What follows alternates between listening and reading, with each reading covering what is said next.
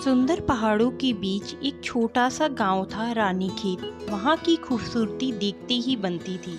रानीखेत गांव में प्रकृति के अद्भुत नज़ारे देखने को मिलते थे, जिन्हें देखने दूर दूर के कई गांवों से लोग आते थे। अक्सर गर्मियों के मौसम में ठंडी ठंडी कुदरती हवा खाने और अपनी फैमिली के साथ समर वैकेशन पर भी लोग वहां आते थे।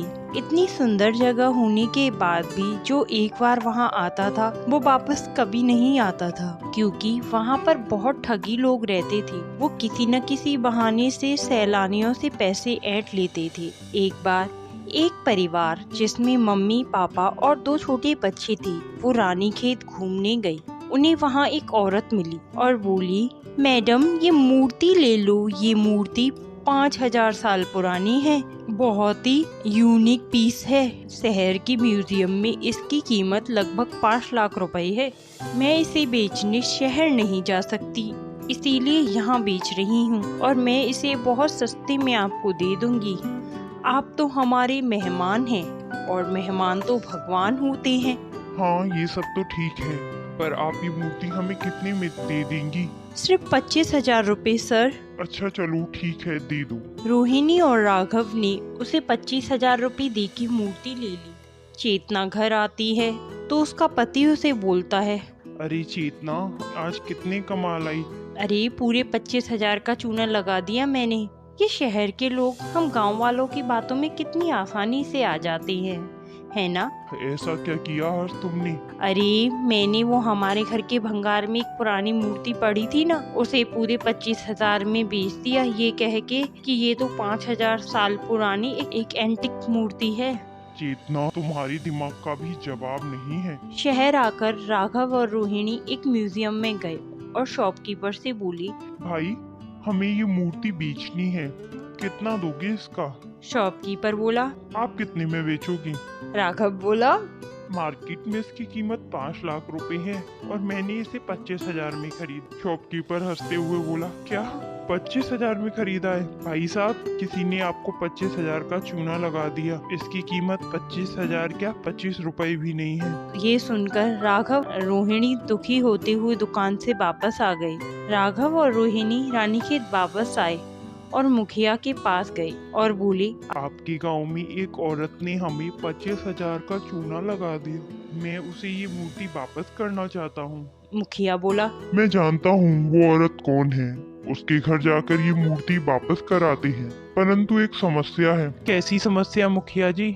मैं बिना पैसे के कोई काम नहीं करता, मुझे इस काम के 5,000 रुपए चाहिए। राघव सोचने लगा, ठीक है, कम से कम 20,000 तो बचेंगे। राघव ने मुखिया से कहा, ठीक है, आप 5,000 रुपए ले लीजिए। उसने मुखिया को 5,000 रुपए दिए और वो सब लोग चेतना के घर गए और मुखिया ने जाके चेतना को मूर्ति वापस देते हुए बोला, ये लो अपनी मूर्ति अपने पास रखो, इन्हें नहीं चाहिए।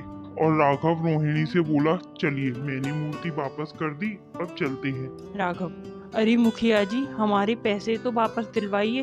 पैसे? कौन से पैसे? बात तो मूर्ति वापस करने की हुई थी, पैसे दिलाने की नहीं, और वो मैंने कर दी। मुखिया वहाँ से चला गया। राघव और रोहिणी भी वहाँ से आ गए और रास्ते में एक पेड़ के पास खड़े होकर बातें करने लगे। कहने लगे, रोहिणी, यहाँ तो सब लोग ठग हैं।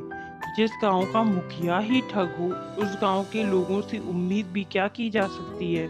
हाँ जी, आप सही कह रहे हैं, अब हम कभी भी इस गांव में वापस नहीं आएंगे। और वो लोग वहाँ से जाने लगे। तभी उनके पास एक नवयुवक आया और बोला, क्या हुआ भाई, कैसे परेशान हो? राघव ने उसे सारी बातें बताई और कहा, यहाँ के लोग बहुत बुरी हैं। अरे भाई परेशान मत हो, एक दिन मुखिया जी तुम्हें तुम्हारे घर आके पैसे वापस करके जाएंगे, अभी आप घर जाइए।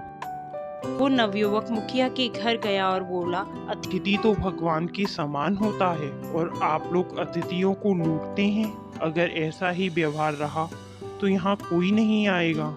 मुखिया बोला, हम चाहे कुछ भी करें, हमारा रानीखेत इतना सुंदर है कि यहाँ की खूबसूरती अपने आप लोगों को खींच लाती है, और इतनी गर्मी में हमारे यहाँ जो ठंडक है उसे लेने के लिए लोग दूर दूर से आते हैं। और इतना ज्ञान देने वाले तुम हो कौन? नवयुवक बोला, मैं कौन हूँ ये तुम्हें जल्द ही पता चल जाएगा। अब तक तुमने प्रकृति का आशीर्वाद देखा, अब प्रकृति का कहर देखना। तुम्हें इस जगह की ठंडक पे बहुत घमंड है ना? देखना, अब ये ठंडक भयंकर भीषण गर्मी में बदल जाएगी और अब तुम यहाँ ठंडक की फुहार नहीं, गर्मी की बाढ़ देखोगे। और उसके जाते ही पेड़ पौधे मुरझा गए, भीषण गर्मी पड़ने लगी और गर्मी की ऐसी बाढ़ आई कि सारे पेड़ पौधे सब सूख गए। रानीखेत के आकर्षण का मुख्य स्रोत, वहां से बहती हुई एक सुंदर नदी, वो भी पूरी तरह सूख गई और सब लोग गर्मी से परेशान होने लगे। भीषण गर्मी के कारण फसल भी नष्ट हो गई। एक दिन सभी गांव वाले एकत्रित हुए और बोले, मुखिया जी, ये सब हमारे कर्मों का ही फल है। हमारे पास सब कुछ था, परंतु हमारी लालच ने सब कुछ बर्बाद कर दिया। तभी मुखिया को नवयुवक की कही हुई बातें याद आई। मुखिया चेतना के साथ राघव के घर गया और जाकर राघव के पैसे वापस किए और उनसे माफी मांगी। जब वो अपने गांव वापस आ रहे थे तो आते समय उसे वही नवयुवक मिला और बोला, आखिर तुम्हें अपनी गलती का एहसास हो ही गया। मुखिया बोला, हे बालक, तुम कोई साधारण बालक तो नहीं, तुम कौन हो? मुखिया जी, मैं प्रकृति का दूत हूँ। आप लोग प्रकृति के दिए उपहार का गलत इस्तेमाल कर रहे थे, इसीलिए प्रकृति देवी के कहने पर आपको सबक सिखाने आया था। मुखिया बोला, हमें माफ कर दो, हमसे बहुत बड़ी गलती हो गई। हमें हमारी गलती का एहसास है। अब हम कभी भी किसी को नहीं ठगेंगे और अतिथि का स्वागत और सत्कार करेंगे। हमारी रानीखेत को अपने श्राप से मुक्त कर दो।